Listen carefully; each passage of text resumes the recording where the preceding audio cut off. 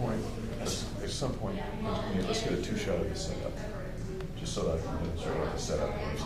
Sure. I don't have to be here. It has to be just kind of roughly where it is. So Well, at the end of the session, it'll still be running. I'll take a quick minute and I'll go live for you. Okay.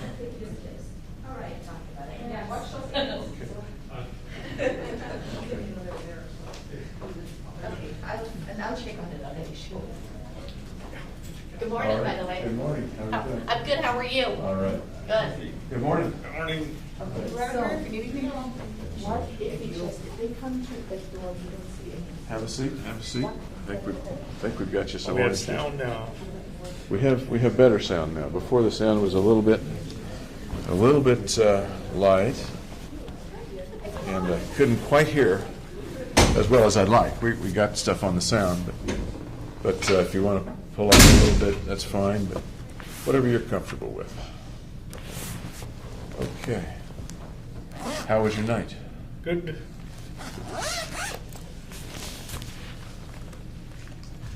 I see what you mean about this room being, or your room here being much smaller. Yeah. And you don't have a regular bunk. The bunk is down on the floor, Right. isn't it?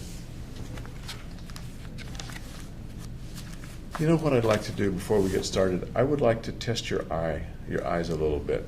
Okay. We talked about the dilated pupils. I want to check the constriction of them with the flashlight, stuff like that, okay? Okay. Great. See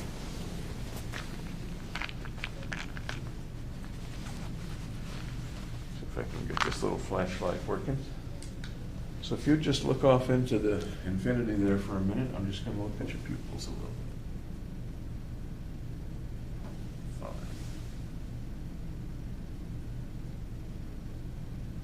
Kind of right, I guess.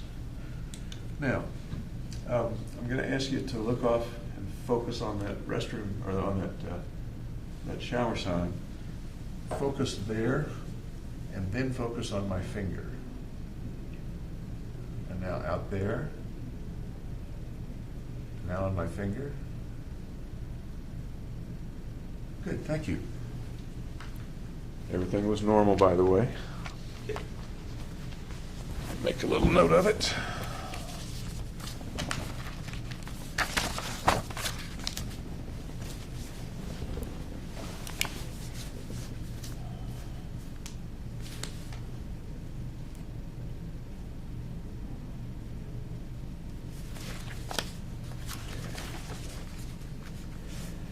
Did you think of any questions or anything about our sessions yesterday that you wanted to bring up? Nope. Okay.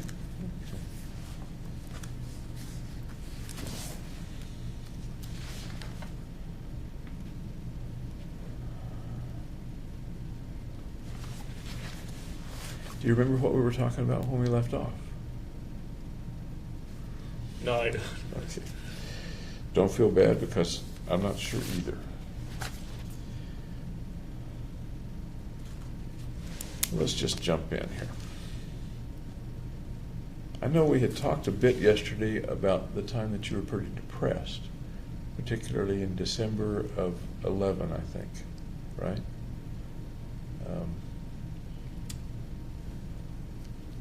What's the time in your life that you've been absolutely the most depressed? I'd say it was around that time. Around that time? Okay. Any other times in your life that came close to that? No. Okay. And by depressed, I mean down, blue, sad, maybe feeling hopeless? Yeah, there wasn't anything like that. Okay. How about times in your life when you've thought of killing yourself or hurting yourself? I remember asking about that yesterday, but I'm not sure if I asked at any time during your life. No, there weren't any other times. Okay. Have you ever tried to hurt yourself or kill yourself? Just parasuicide, like. I'm sorry? Parasuicide. And what do you mean by parasuicide?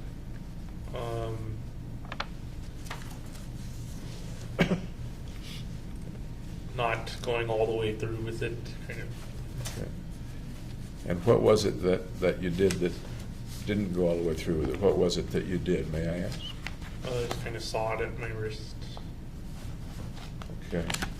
With what? Cardboard. How old were you?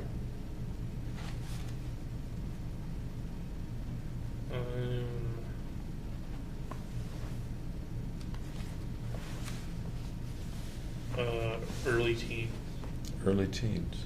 Okay. Can you tell me what was going on in your life when you did that? Sounds like you probably felt very bad. It was when I had to move back to San Diego. And I recall you're saying you didn't want to leave your friends.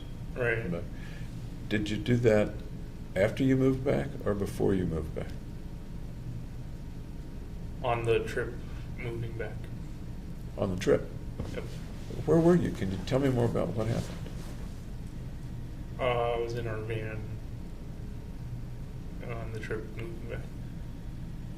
Okay. Tell me more.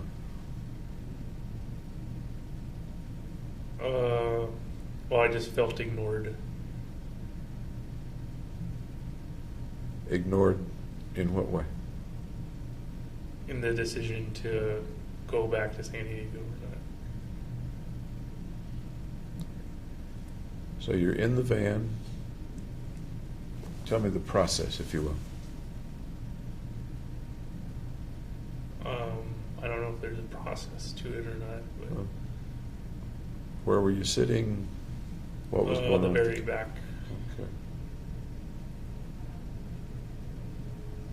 How did people discover what you were doing? They didn't. So nobody ever found out about it? Nope. Okay. Tell me more about the sawing as you described it and what kind of cardboard it was. There's a lot more to this, I think. It was just a regular cardboard. Like you see in a moving box or something.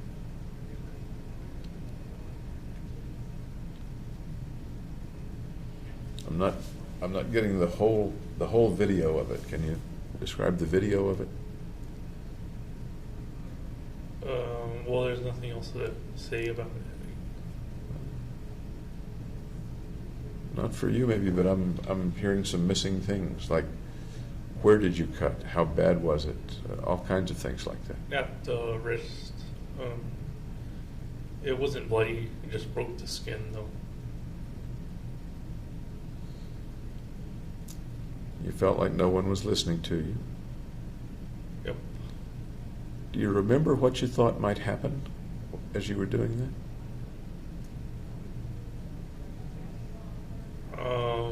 No, I don't remember what I was thinking.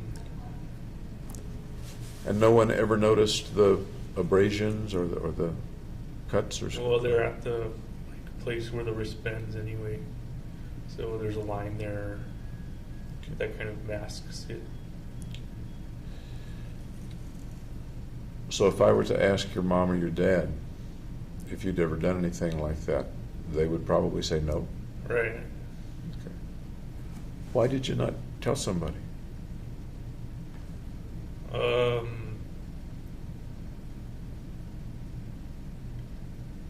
I don't know. Any guesses? Just because I wanted to keep it private.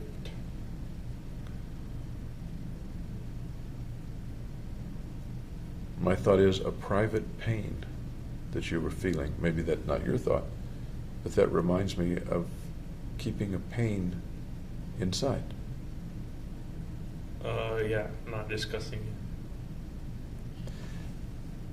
Did you do that with pain a lot over your life? Keep it inside and not discuss it? Yeah, I didn't see any need to discuss it.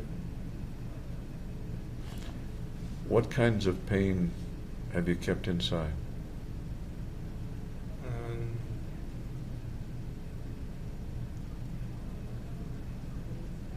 Just physical pain, I guess.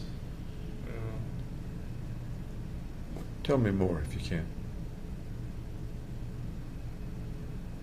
I don't know anything else. Sure you do. What kind of pain have you had that you've kept inside over the years?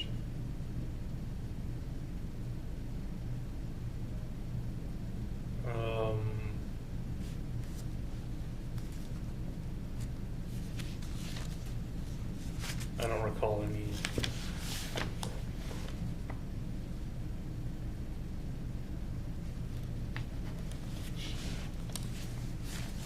No pain over the years? None that I recall. You've talked here about lots of things that trouble you and are painful inside. You've already talked about some of them, so I know they're there. Yeah, I didn't feel like discussing it. Here or before? Oh, before. Okay. Can you discuss it here? The pain that's inside, that was inside, whether it was in school or at other times?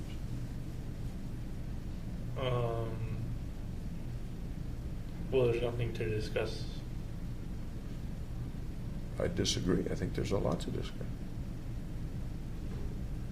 Okay. What do you suppose is kind of keeping you from discussing? Well, that I've always kept it inside. Yeah.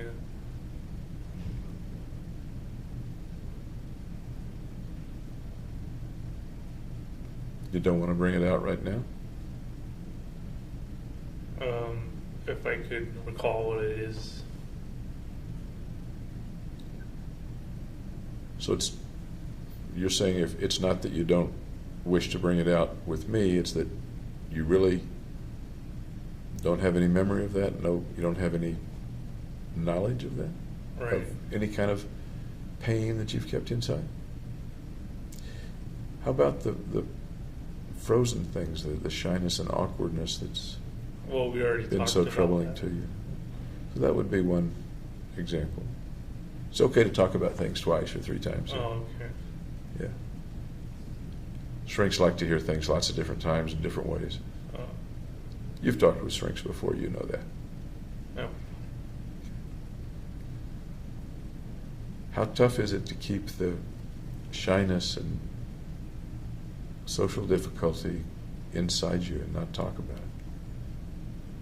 Not difficult at all. Have you ever had the feeling that it might be helpful to talk about pain that's inside with somebody? I suppose it couldn't hurt. Yeah. Did you ever wish you could talk with anybody about it? No. There were times in your life when I think your parents took you to somebody to talk about things, right? I can think of a couple.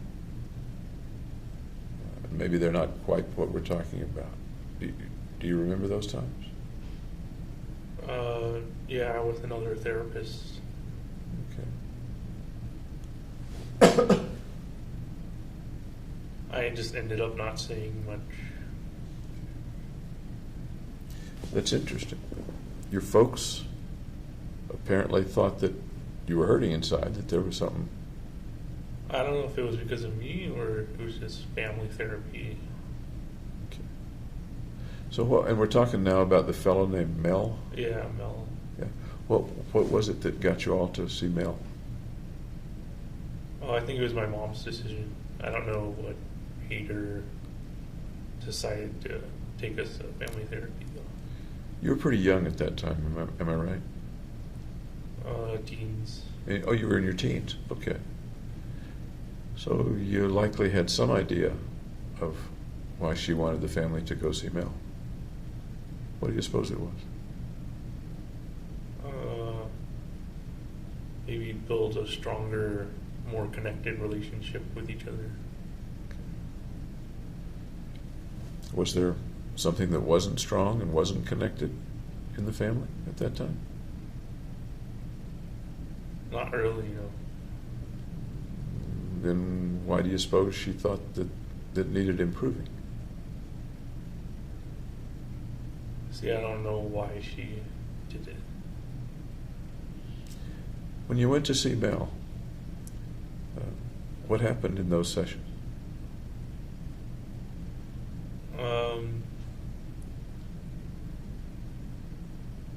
I don't remember. Do you remember anything at all about the sessions? What the building looked like? What the office looked like? It looked like a typical office building. Like, and then the room had bookshelves, that kind of thing. Okay. You remember how the family sat in the room? How did the family sit in the room? On a couch together. Okay.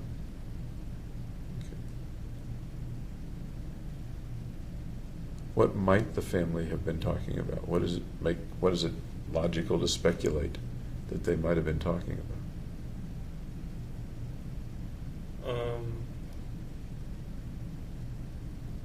I don't know. I just remember Mel telling the story about how he got hit by a car riding his bicycle, and like got all mad at the guy because he didn't apologize to him. So that was Mel's story. Yeah, so I know Mel's story, and I don't know my mom's story, I guess. What do you make of the fact that you remember Mel's story, but not the more important story, and that would be your family's story? Because I guess our story never came out. Your story never came out. How many times did y'all see Mel? Like 10 times, I think. Lots of times. Yeah. There's lots of chances for the story to come out. What was it about the story that made it not want to come out?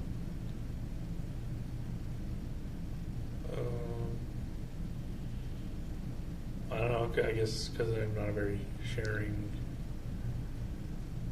person, I guess. Was it just you, or was nobody talking? Nobody wanted it to come out. I think my mom was talking, but I don't know what she said. Okay. If you had been a sharing person, what might you have said?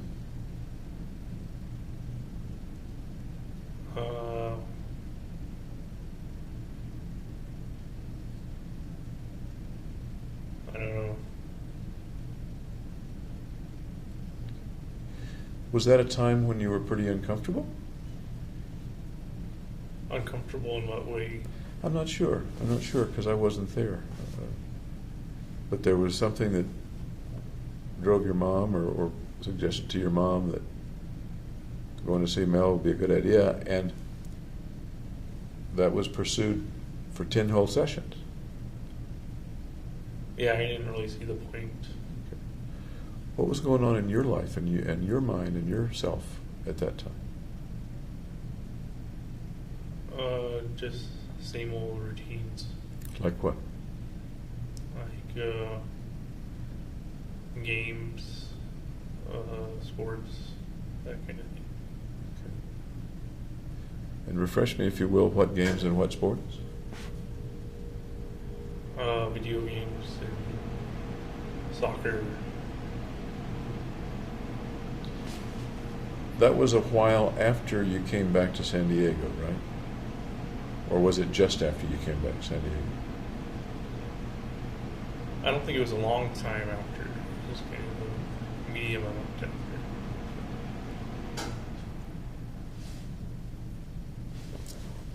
One more try. What might there have been going on in your part of the family, your life in particular, that might have contributed to Mom saying, we need to get some help with this? Nothing unusual. Okay. So you weren't part of her reason? I doubt that. I think I was part of the reason. And in what way might you have been, or were you part of the reason? Well, because I'm part of the family. Okay. We're getting into kind of a tautology here. Yeah. It's getting circular.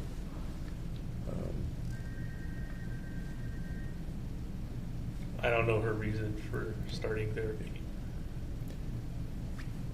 I don't either, because I wasn't there. You're Right. the only person in the room who was there. Yeah, and I don't know. Okay. I asked you about yourself and being depressed and thoughts of hurting yourself. Has anybody in the family ever been severely mentally ill or severely depressed? And In my extended family, mother, father, brothers, sisters, aunts, uncles, cousins, grandparents? my mom's father had to be institutionalized a couple times, but I don't know why or Did- for what. Did you know him at all? Only when I was very little. And did he pass away when you were little and you didn't know him, or is there some other reason you didn't know him? He passed away when I was little too. So. Okay. And what, so far as you remember or were told or figured out, what was his difficulty? They didn't tell me. What do you think? Maybe depression. He was hospitalized, you said? That's what my parents told me. Okay. So far as you know, one way or the other, did he die by his own hand, by committing suicide? No, I think he got cancer or something. Okay. Anyone else in the family been in a mental hospital or had significant psychiatric issues or problems? My aunt on my father's side, I think Okay. she's schizophrenic. That would be Betty Holmes? Yeah. Is that right? Okay. Tell me about your Aunt Betty. She has paranoid delusions, I think. She doesn't talk much, but she's a kind and loving aunt. Okay. What do you mean by paranoid delusions? In terms of her? I think she thinks there are people that are after her, kind of thing. Okay. Has she been hospitalized before? I don't know. Not sure. Okay. When was the last time you saw Aunt Betty? A couple Thanksgivings ago.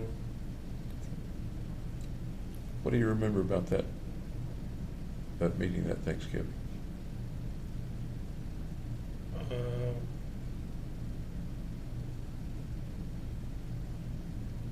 I don't know, it was just a normal Thanksgiving. You remember anything about Aunt Betty? Excuse me. No. Okay. When you say a couple Thanksgivings ago, it was before you were arrested, right? Right. Okay. Would it have been the Thanksgiving before you were arrested? That is, give or take November of 2011? I'm not sure if it's that one or the one before. Okay. After you went to grad school? It was, oh, okay, so it was before I went to grad school. Okay.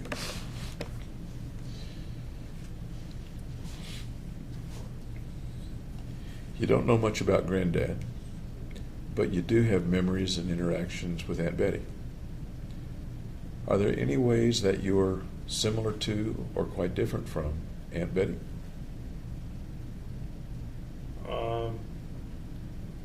Well, I used to drive around a lot.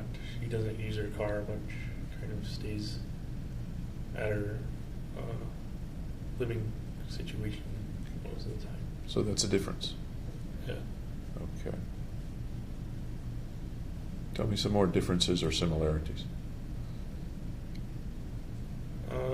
She doesn't talk very much either.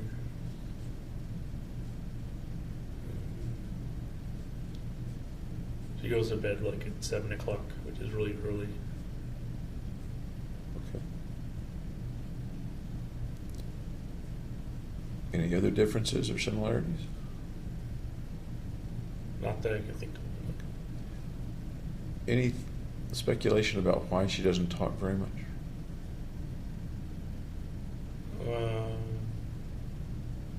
No, not really. I guess it's just part of who she is.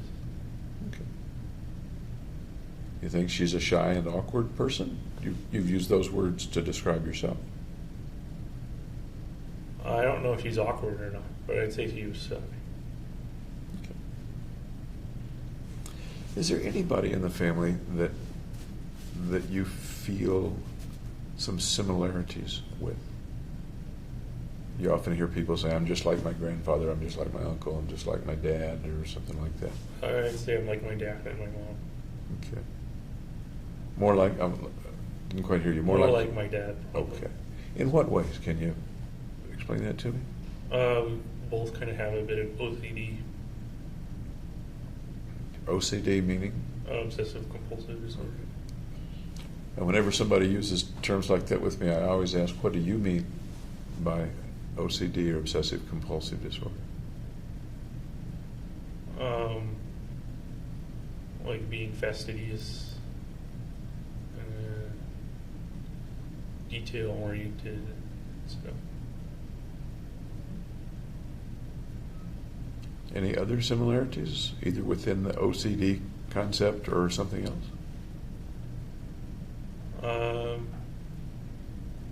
My dad's more introverted than extroverted, kind of like me too.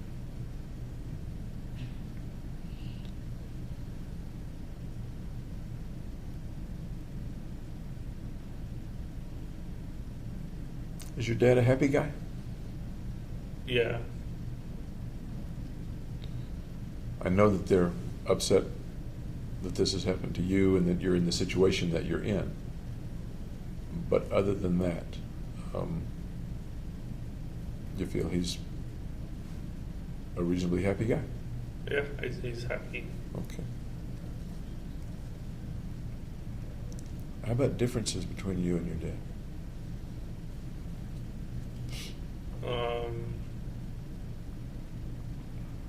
He's very mathematical. He's got like a bunch of degrees in mathematics, statistics. You're not mathematically inclined yourself, even though? Not solely mathematics. Oh, okay. Are you a happy guy? I know the situation is very, very difficult. But Not say, right now, no. Not right now. That's fair. Let me kind of rephrase. Before you were arrested, say as you were in graduate school, were you a pretty happy guy or no?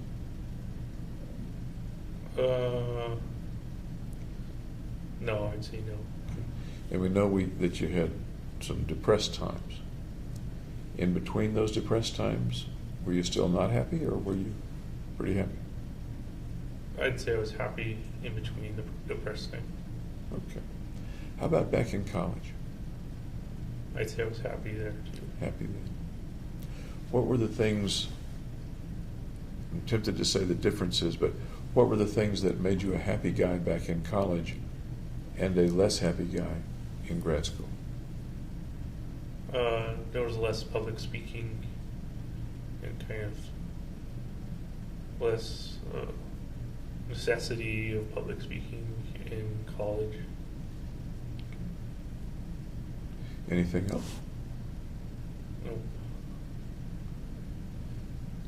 So public speaking brought happiness to an end for you? I mean, that's essentially what you said. It made me kind of unhappy.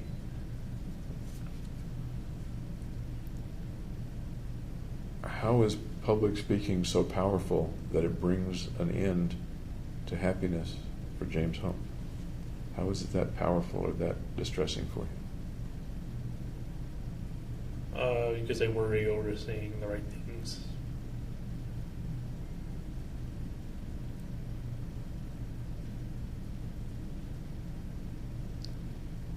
Okay. Anybody else in the family that's had significant psychiatric or psychological problems as far as you know? I think my dad's father also had like OCD. And what brings you to that thought? That's just what my parents said. Because I was little when he died too. So both your grandfathers passed away when you were little. Yep. How about the grandmothers? they lived a lot longer. It's like,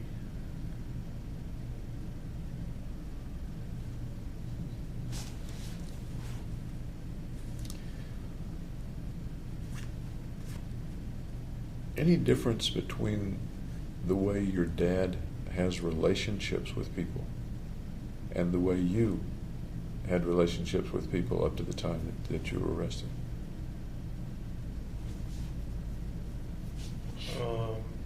I don't know about my dad's relationships. So. What do you see in your dad vis-a-vis other people? That's a kind of obtuse way to ask it, I guess. But you see him with your mom. You've described what he's like with your mom. You've seen him with other people. Perhaps he's talked about other relationships within and without the family. How is that similar to or different from your relationships? Yeah, I'm not aware of how his relationships. Does he have friends? Yeah. Did you have friends? Yeah. Was the way you worked with or interacted with your friends similar, as far as you can tell, to the way your dad interacted with his friends, or different? I assume they're similar, but I don't know Okay. for sure. About how many really good friends did you have up to mid-July of 2012?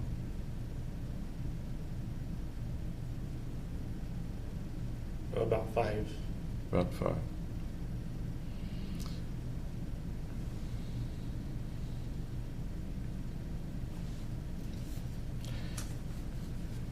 Here's an odd question. How old do you think your dad was when he married your mom? Do you happen to know or no? Late 30s, I think. Late 30s. Okay. Do you know if they knew each other in their 20s?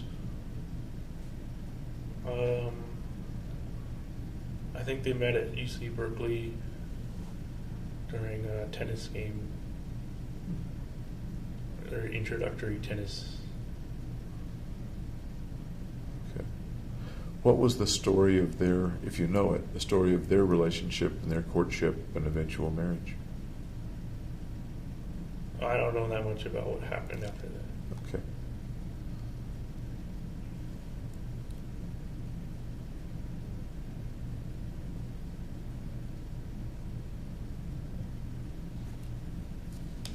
Did you ever have thoughts of marrying or having a family yourself? Yeah. Tell me about those thoughts.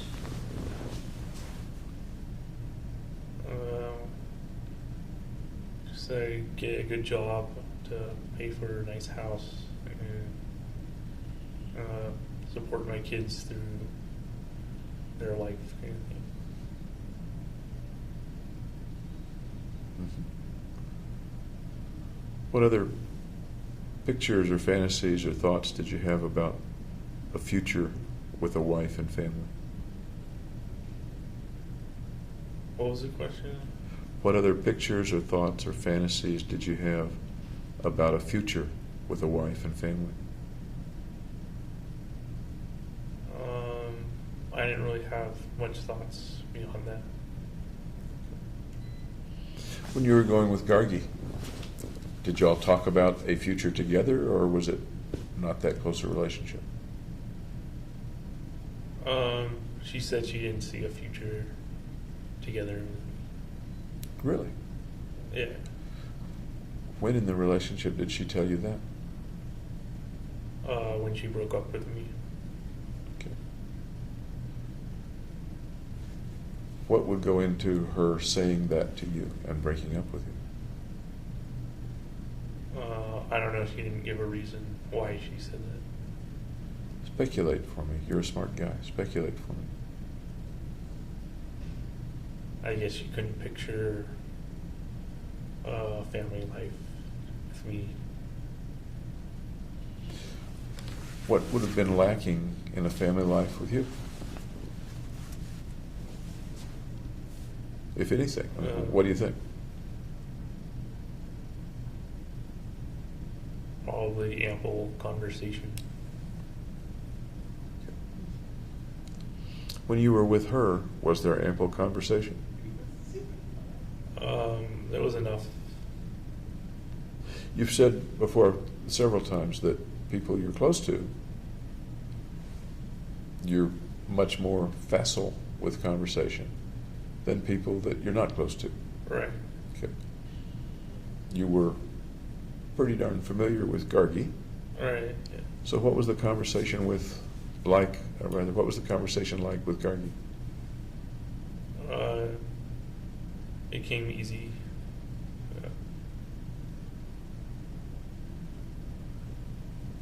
Talking with many people, you answer in few words. You use the word concise. Yeah. You don't volunteer much on your own. Right.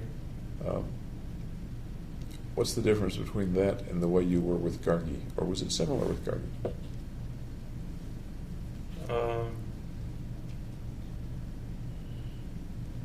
I guess it was similar.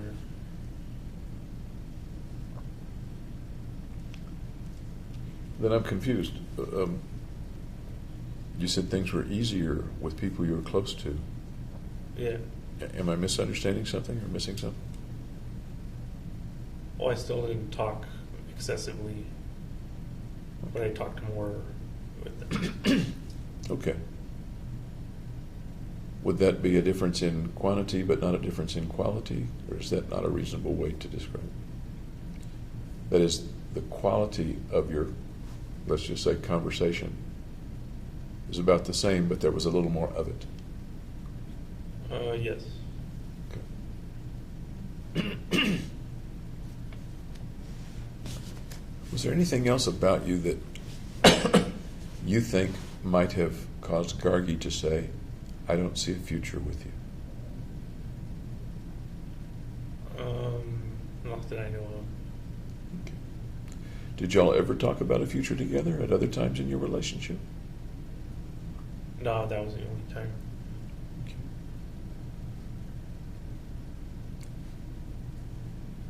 Tell me about the breakup and how you felt.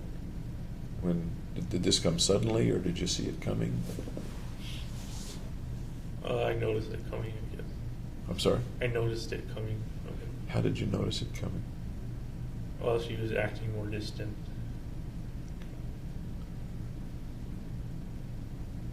How'd that make you feel? Sad.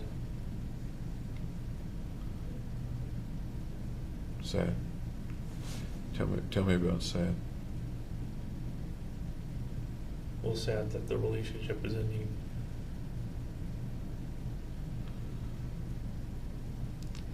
Had you ever felt that kind of sadness before? That particular kind of sadness? No.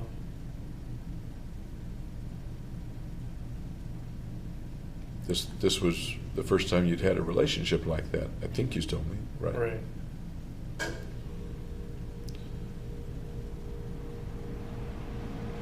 So what's the sadness that goes with that kind of breakup? What's that sadness like? Debilitating.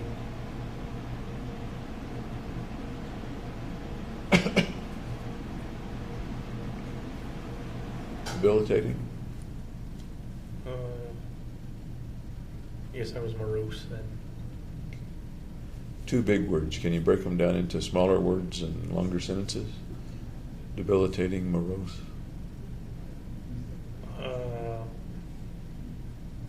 Just that I didn't feel as energetic as usual.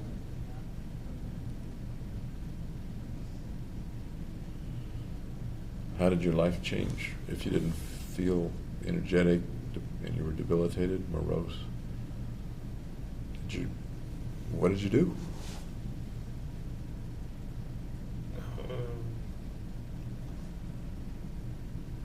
I did more escapism, watching TV, that kind of thing. Watching TV, anything else? Listening to music.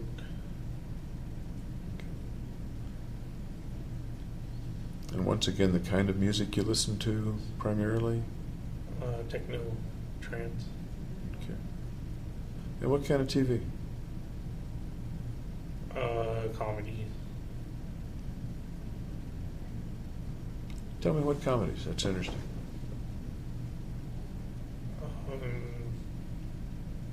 Arrested Development. Big Bang Theory. Louis C.K. The first two I'm pretty familiar with. I've never watched Louis C.K. He's kind of a pessimistic comic. So is it stand-up, or does he have a situation comedy situation? It's kind of him going through his daily life, but he's also done stand-up as well.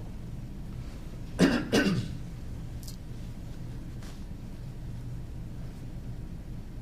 you think there's any significance or, excuse me, lack of coincidence about those three comedies?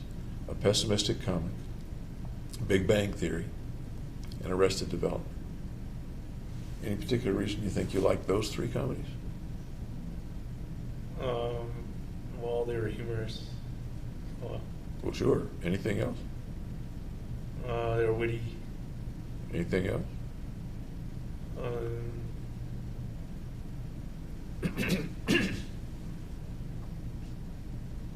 I guess they kind of mirrored my situation sometimes. That's kind of what I was wondering. Can you tell me more about how they may have mirrored your situation?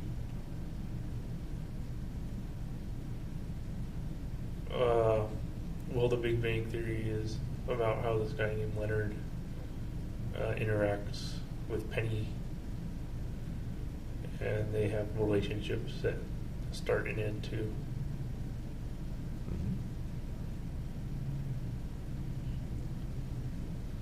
So of the characters on Big Bang Theory, and I promise you I know them all because I watch a lot of Big Bang Theory. Oh, really? Yeah. So the one you picked to talk about initially was Leonard and Penny. Right. Are any of those characters kind of like you, or you kind of get into a particular character? I kind of identify with Leonard the most. So what's Leonard like on the Big Bang Theory?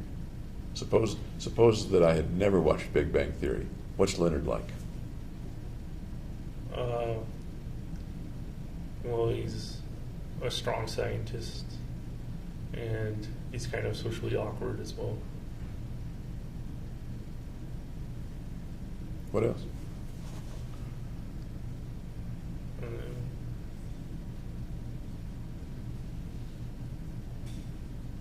He's also humorous. He's funny.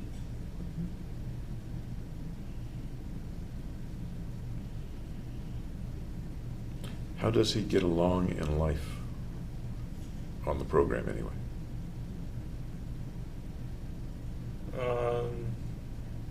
Well, usually has adventures with his friends.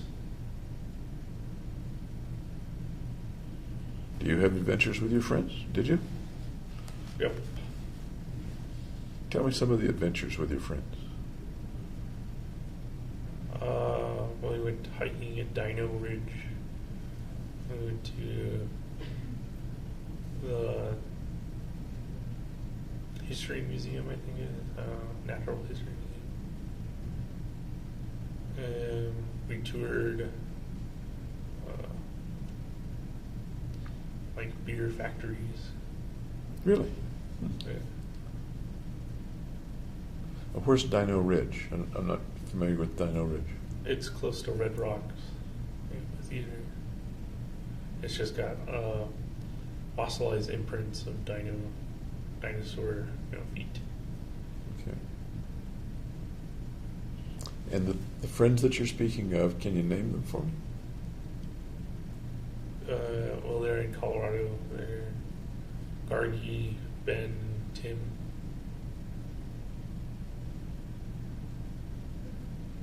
Anybody else? Not for those trips, no. Okay. So it's Gargi Data, Ben Garcia, Tim Tapscott, is that right? Right. Tapscott. Okay. Did y'all pal around quite a bit then? Yeah. Okay. that's a little like of course there were more than 4 people in the Big Bang Theory, but Right. there was Penny and then all the guys. Yep. Okay. The beer factory tour, that's interesting. Tell me about that. I forget the name of it, but they make Fat Tire beer, which is like my favorite beer, I guess. Okay. And they had like a bunch of samples throughout the tour, so you got to taste all their beers. How did I know that? The good part of the tour. Yeah. Okay.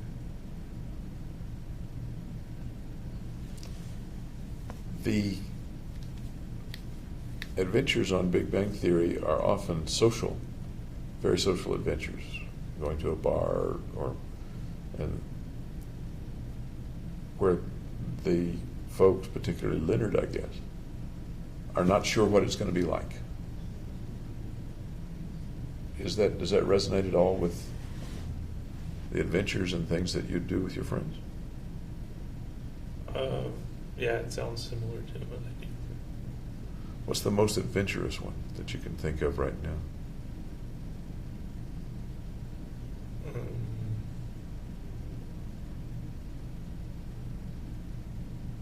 Just going to a bunch of different bars on St. Patrick's Day.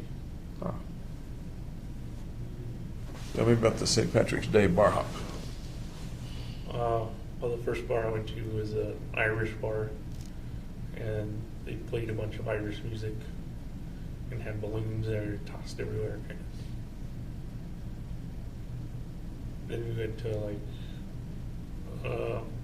kind of just normal bar that wasn't based on Irish or anything like that, and drank a bunch. And then we went to a bar called Rock Bar, which they had music and a dance floor and stuff. And this was a St. Patrick's Day? Yep. Howdy? Okay. Do you know what year it was? It was after you were here at grad school, of course. Would it have been 2012 or 2011, or do you know? I think it was 2012. Okay. So would that have been toward the end of your relationship with Gargi? I'm trying to put the calendar together.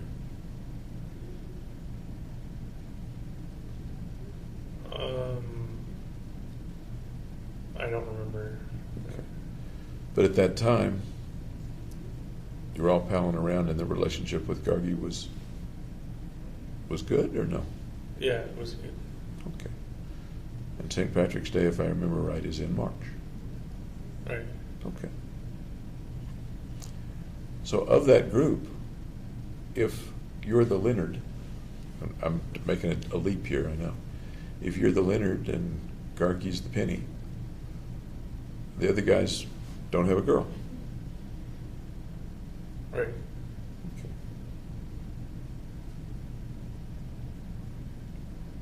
Does that bring up any thoughts? Did Ben and Tim not have a girl and James did?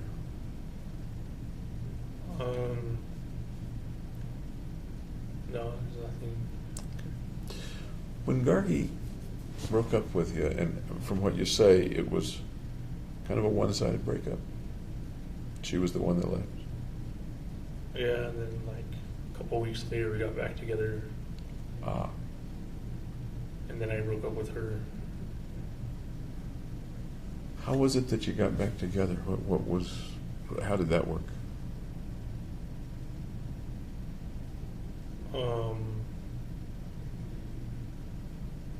I guess she wanted a non-committal relationship, so I figured that was better than nothing. Okay. So what happened between you two? What was the relationship like in that second relationship, if you will? It was just like the first, except I knew there was not going to be a future between us.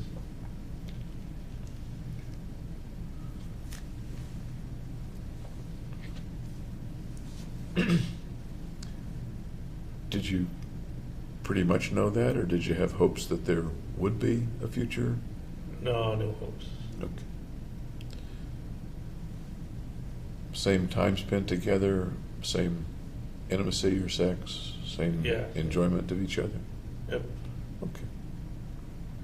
How long did that last? I think a couple months. Okay. So that would bring us up to roughly when?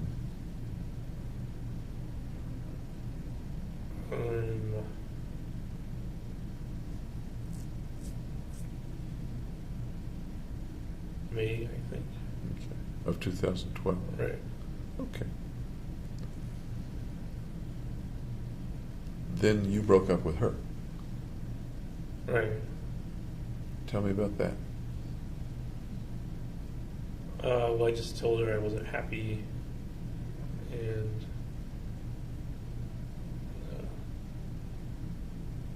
I didn't want to do the relationship anymore. Was that the truth? Was that the case? Yeah.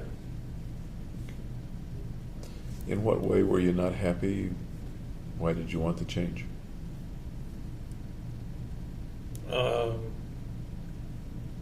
Because I wanted a committed relationship. Okay. And how did she take it? How did the breakup itself take place? She took it well, I would say.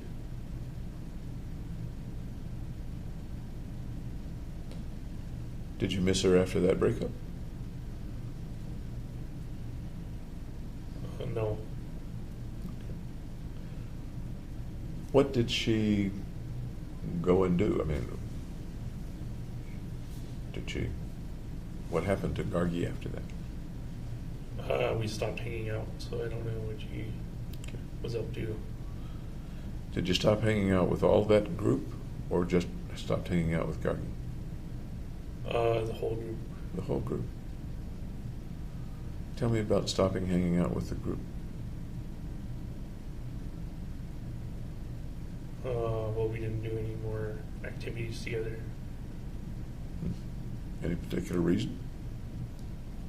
It reminded me too much of Gargi. Okay. Did the group call you up or text you and want to hang out, or? Nope. But they were all friends. But you Yeah, were all we were all friends. friends. Yeah. What do you make of the fact that they didn't say invite you to go do things, or did they? Maybe they did. No, it kind of ended when the relationship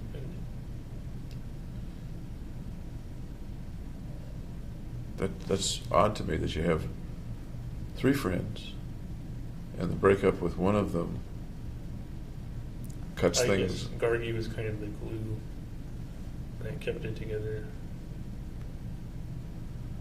Sounds like they may have sided with Gargi in some way.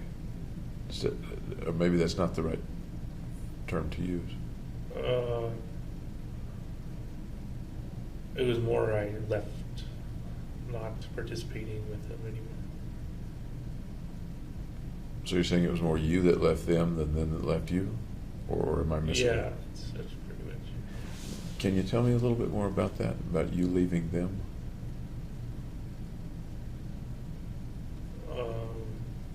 Well, I just didn't do any more stuff with them. Did you do stuff with other people besides, rather than them? Yeah. What other people? Hillary, I went on a hike with her. Okay. That's Hillary Allen? Yeah. Okay. So how did Hillary come into your life? Well, I texted her to see if she wanted to hang out. And you knew her from what? She's in the same neuroscience class. So you texted Hillary, and what'd she say? Sure. Okay. So tell me about the things that you did with Hillary and what she was like. Well, it was only that one hike, so much else. Is there a reason there was only one hike? Only one interaction? She asked to see if we wanted to do anything else, but by that time I had red hair. I was kind of out of it.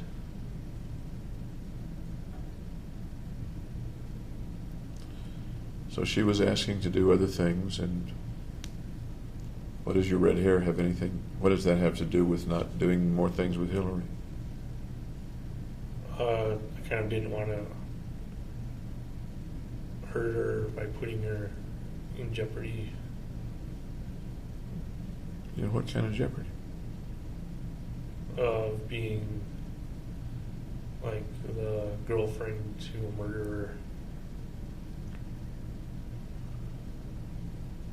So at that point, you had decided that you were a murderer? That I was going to be.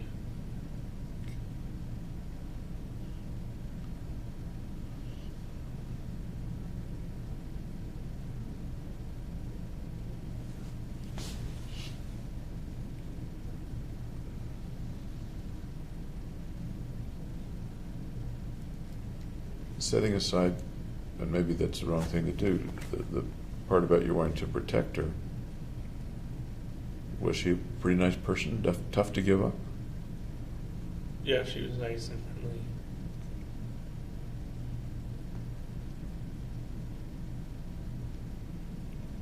And the reason that you gave her up was solely that you wanted to protect her? Yeah.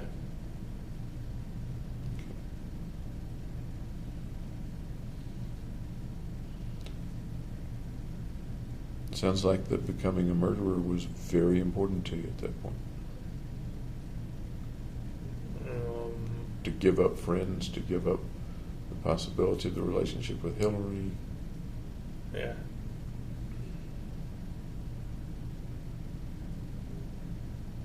How was that feeling, that thought, that set of thoughts developing in you at that point? And we're talking about May, June? Yeah, May and June. How were those thoughts developing in you at that point?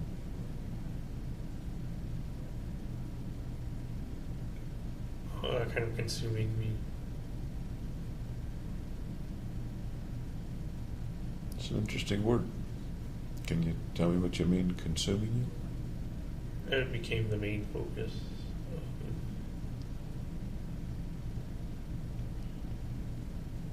If it was the main focus, what was it pushing out? Doing well in school, making new friends.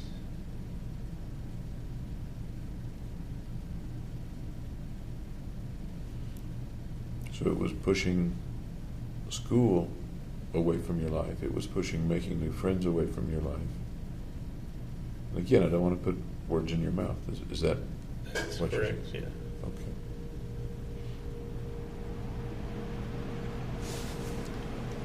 Did that happen all of a sudden, or did that It was kind of a gradual process. a gradual process?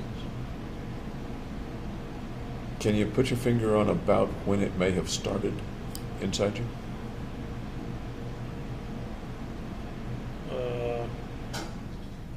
When I first bought a taser and a knife. And I've got a timeline here about your buying stuff, but can you tell me about when that was? I think it was in May. I'm not positive. Let me look at the timeline.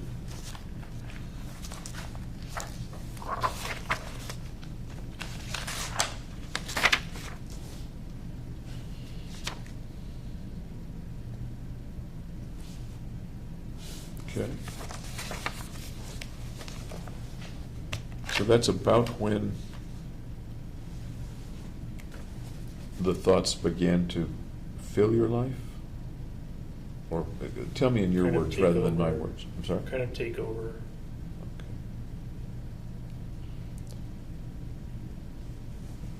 What was the process that led to your buying the taser and the knife? What was that like? That's what I'm asking. Initially, I rationalized it as like self-defense. Okay.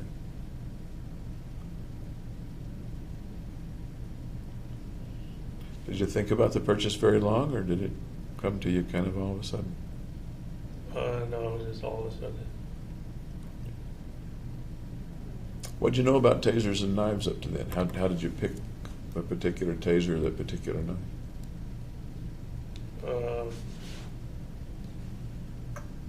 I just looked at the different types and kind of chose it random. Chose it at random? Is Yeah. that what you said? Did you research it at all?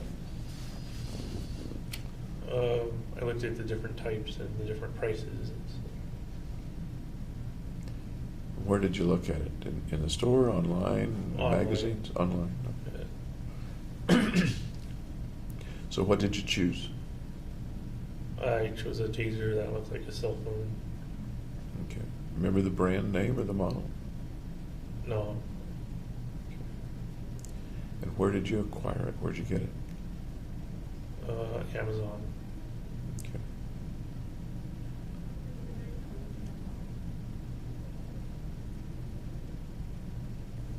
Your thoughts at that time, you used the word rationalize, but your thoughts at that time had to do with self-defense. Right, that's what it was initially. Okay. What was in your mind? What were the pictures or thoughts or fantasies in your mind about self-defense? That I would be attacked by people. What do those people look like? Thugs. Where are they? What's the circumstance? Can you expand on that a bit? Just like walking down the street and thugs and rob me. What do they take from you? What do they do?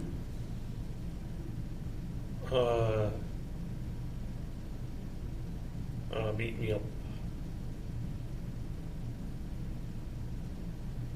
How? What's the video there? Just with their fists, and then steal all my money and stuff. What happens to you after that? They can't because I taser them instead. If you don't taser them, what would happen? Then I'd have to go through recovery, the hospital.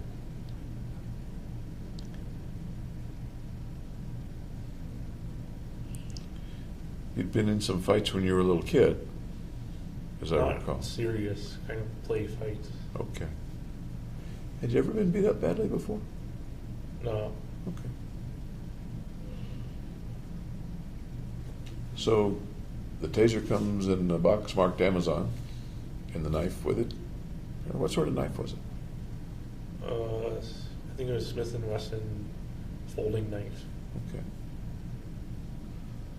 So that comes in a box from Amazon, and what do you think? That I'm safe.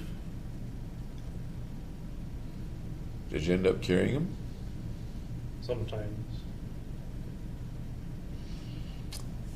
Did you know how to use them? How did you figure out or assume that you would use them if the occasion arose? Well, I practiced. There was like a pivot screw on the folding knife Mhm. as you flip open, and then the taser's just a button you press. It's a Did lot you- louder than I thought it would be. So you pressed it, you tested it how many times? The taser just twice. Okay. I assume there's a limited charge on it, or was it rechargeable? It's rechargeable. Rechargeable. How did you test it? I just pressed the button and saw the electric arc. So it was a contact taser with little points in the arc Right. between them? It wasn't one that It wasn't a shooter. shoots out? No. Okay.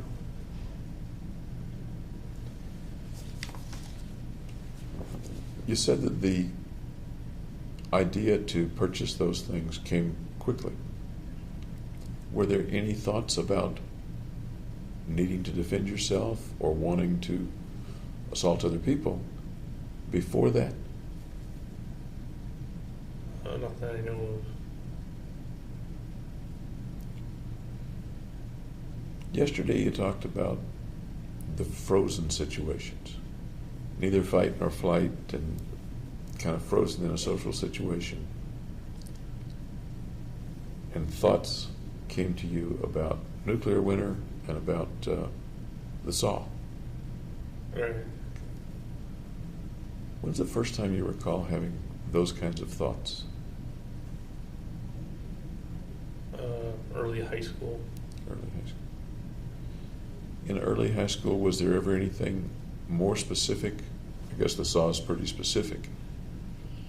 But ever anything about wanting to get a weapon or wanting to kill people or hurt people? No, it wasn't realistic. It was just kind of obtrusive thoughts. Okay. Was anybody particularly troublesome for you in high school or college for that matter? Somebody that picked on you or had it in for you or made you very uncomfortable? No.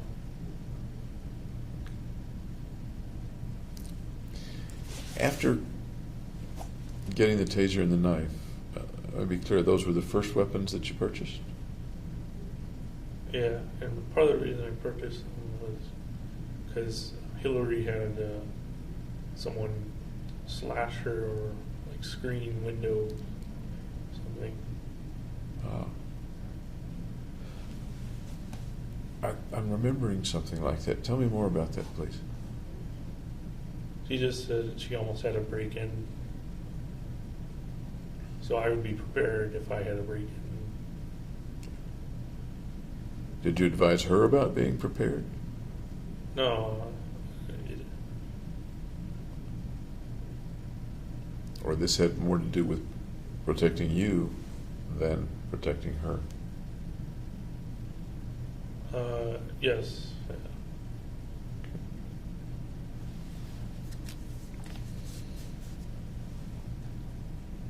What's the next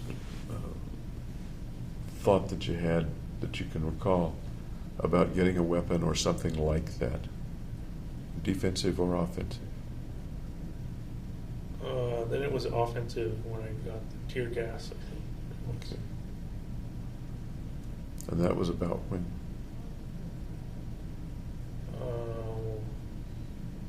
I don't know, you have the timeline. Yes, I do. I'm trying to. Okay. I would like to verify the timeline and see I'm not sure. if you remember it similarly now to when you were. Actually, this probably had to do with researching the actual purchases, but I'd much rather hear it from you than look at somebody else's record. Well, the record would probably be more accurate. Yeah, but that's not always my purpose, is it? My purpose is to see what's in you, Okay. to try to understand what's in you. So I think it was May or June. Okay. Remember the thoughts about buying the tear gas? What came to mind? What pressed you to do it? No, I don't know how it changed from self-protection to aggression, offensive. I suppose tear gas can be both offensive and defensive. But you're saying offensive is what you just said. I primarily thought of it as offensive, Okay. kind of crowd control. Okay. Remember what your thoughts were at the time of what situation might arise in which you might use it? If there was a riot, or if I started a riot, anything.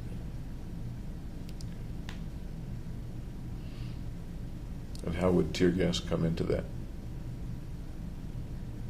It would disperse the crowd.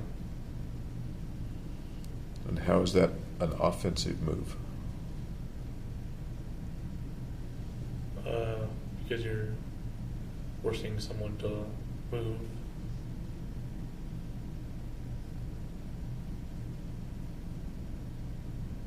Can we take it a little further?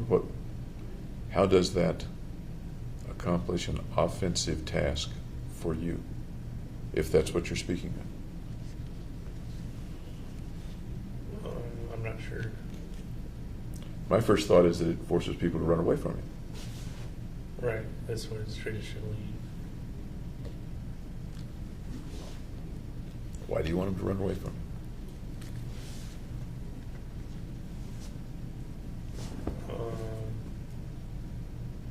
So they wouldn't attack me. That sounds defensive. I guess it's both. So what are you going to do as a result of their running away from you?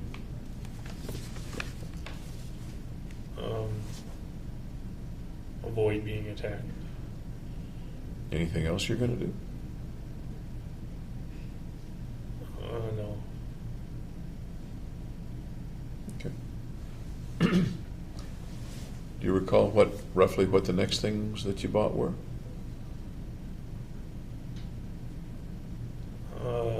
Then I think I bought the handgun. And which handgun or what handgun did you buy? Glock 22, 40 caliber. Okay.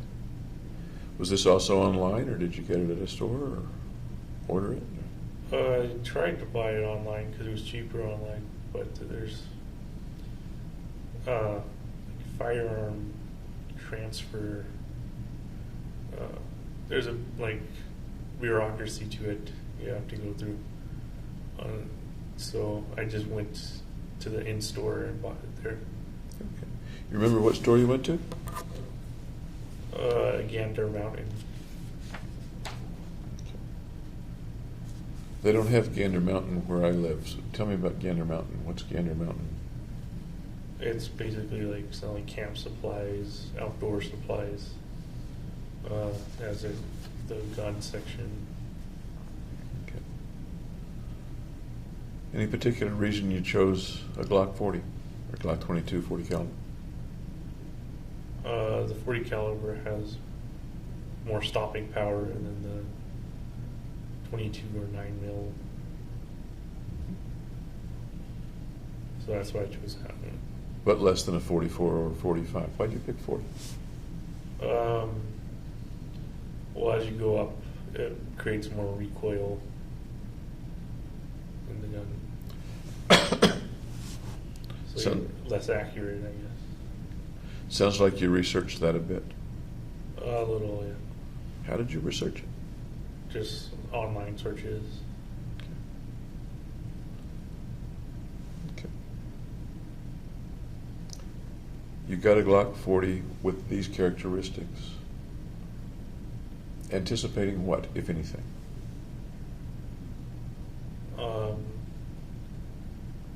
That I could use it for self-defense initially. But then it went towards other purposes. Other purposes? Yeah, offensive. Like what? Like shooting a person. At the time, if you remember, what was the picture or the thought or the fantasy in which you might use it?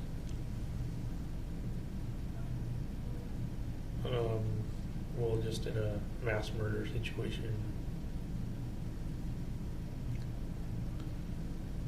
That's different, at least in my mind, from shooting an individual person, a single person who's near you or in the room with you.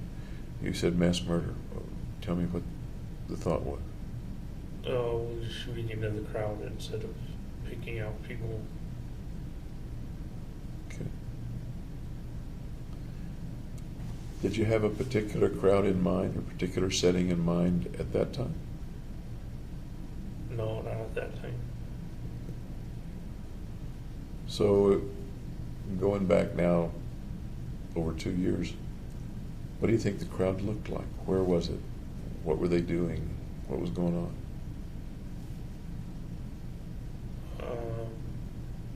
It was just a crowd. There wasn't any specific setting to it. So it was still abstract. In that abstract, in general, was the crowd, for example, trying to do something to you? Or doing something else? Or They were just going about their business. okay. Was there anything frightening about these people to you? In the thoughts at that time? No, no. Okay. Yesterday we talked about a word that some people use to describe you inside as angry. Right. Okay. As you were thinking about these things, buying a Glock, ordering a tear gas, are you angry, or what's the thought inside you at that time? Kind of that I have a mission to complete. Mission to complete. Yeah. That doesn't sound angry, but maybe it is. Is angry in there anywhere? No, there's no anger. Okay. Tell me more about the mission to complete thought.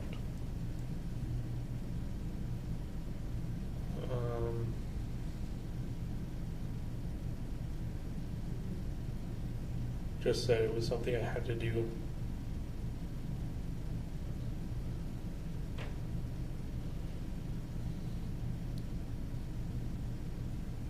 Did the word mission come out of you or come from somewhere else? From me. From me, from you, okay. Did the having to do it come from inside you or from somewhere else? Inside me. What do you make of that? What's the something you had to do? Tell me more about what that is. It's like I was obligated to do it. In what way obligated? That there was no other alternative to doing something else compared to it. And what creates a situation where there's no other alternative?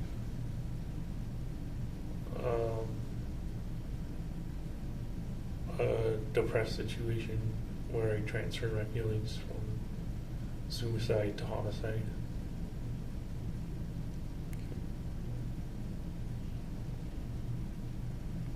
What brings you to that explanation that the obligation came from, in your words, a depressed situation where you transferred your feelings from suicide to homicide? Where does that explanation or interpretation come from? I just made it up, imagined it. Is that what you were thinking or imagining at the time, or you just made it up just now with me? No, at the time. Okay.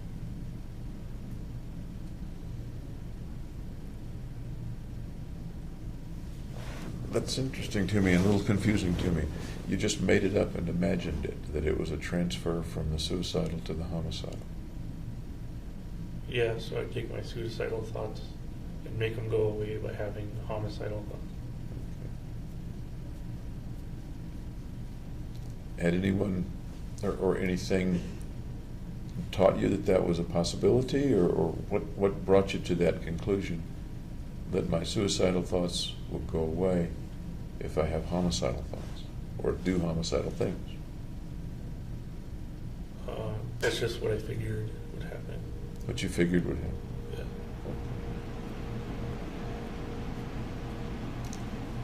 So a little earlier we talked about suicidal thoughts. What were the suicidal thoughts like, if you remember them? Well, I didn't have them because I transferred them. Okay. The word unconscious comes to mind. Okay. Does that come to your mind too, or not? No.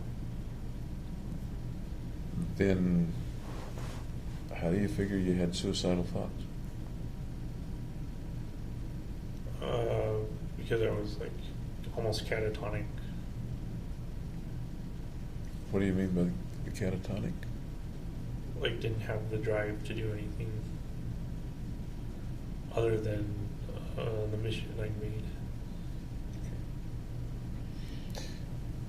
What else does, how else is catatonic kind of defined in your mind at that time? Or now for that matter? A lack of energy, just not willing to get up or do things that I normally do. And that's the way you felt? Yep. in May, June, I think we're talking about, of 2012. Yeah. Were you still going to classes at that time? Yeah. Okay. When did your prelims come out? When were those?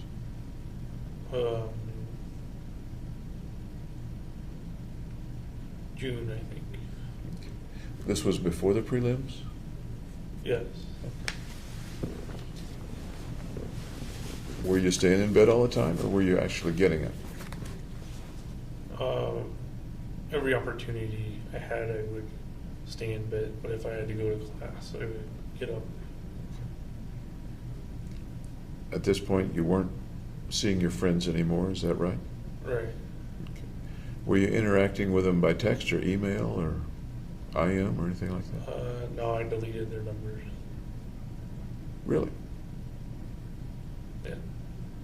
And why'd you delete their numbers? Because I kind of figured our friendship was over. Any reason not to keep them in your phone, even if the friendship is over? Deleting numbers sounds to me like an active disconnection on your part. Yeah. And I'm wondering what was the logic of that as contrasted with just ignoring them? Well, in a way, it was ignoring them. But you did something active. You deleted their numbers. Right. Of course, you could have called them anyway or texted them anyway. But the numbers were deleted from your phone, huh? Yeah, kind of Okay. out of sight, out of mind. Okay. Did they reach out to you or try to contact you or ask you to do things? Or? No. No. That sounds like a kind of a loss. You have 4 or 5 friends that then you don't have them all in the course of a couple of weeks. Right. Did you feel a loss or a sadness with that or no? Yeah, I felt sad and depressed.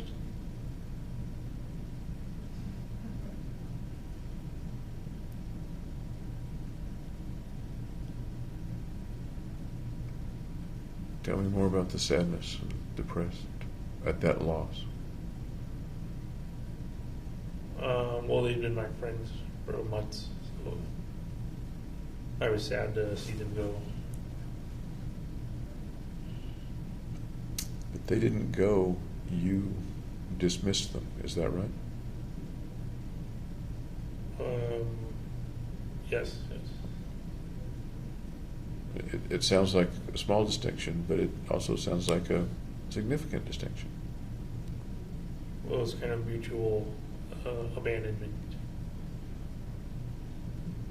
How did they abandon you? Well, they stopped inviting me to activities and stuff. Why do you think in their mind they stopped inviting you to activities? Because Gargi didn't want to see me anymore.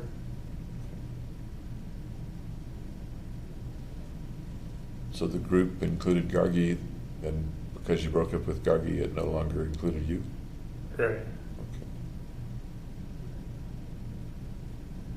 Did Ben continue to text you or call you or contact you? I don't think so. Did you try to keep in contact or get in contact with any of them? No, I avoided contact and deleted their numbers, so I wouldn't contact them. What else were you doing with your time around that time? What was going on, for example, with the video games? Well, I was playing them. Online versions or? Online, yeah. Okay.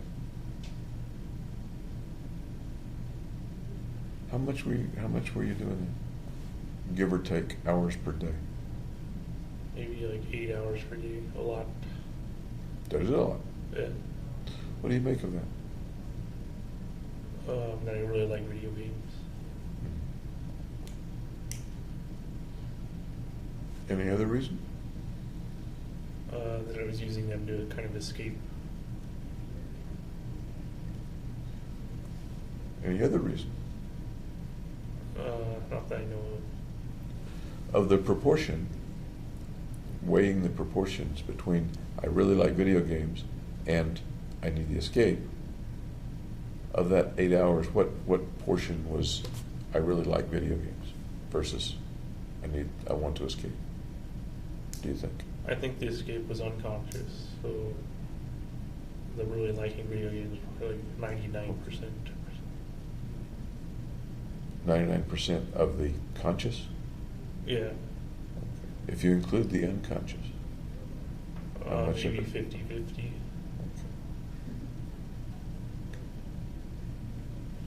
Do you remember the opponents or colleagues online that you...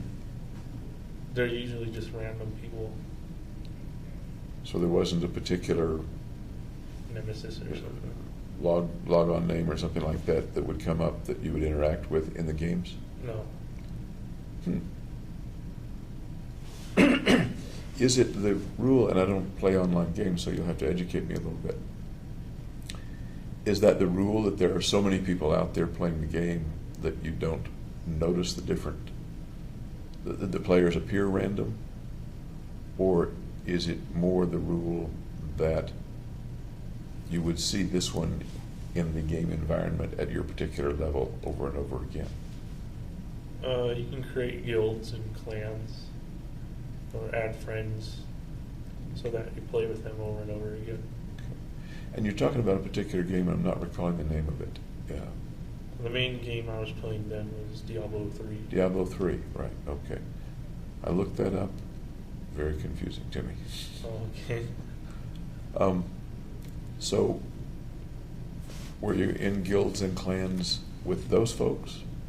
Or No, no? I was just playing randomly. Okay. We started this chain of conversation about the suicidal thoughts being converted to homicidal thoughts.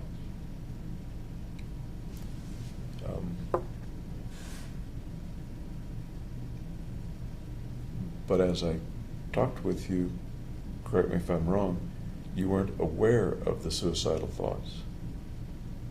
It was kind of an automatic conversion. Okay. Did you believe at that time that the homicidal thoughts were converted from suicidal thoughts, even though you weren't aware of the suicidal thoughts? Or is that something that you deduce after the fact? I don't remember if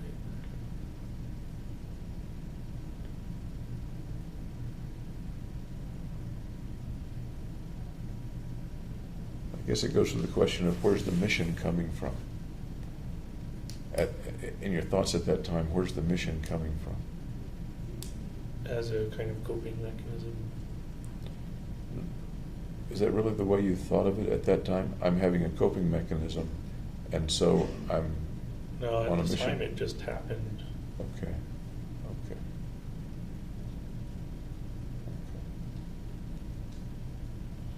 Did you spend much time trying to figure out where the mission might be coming from, or did you just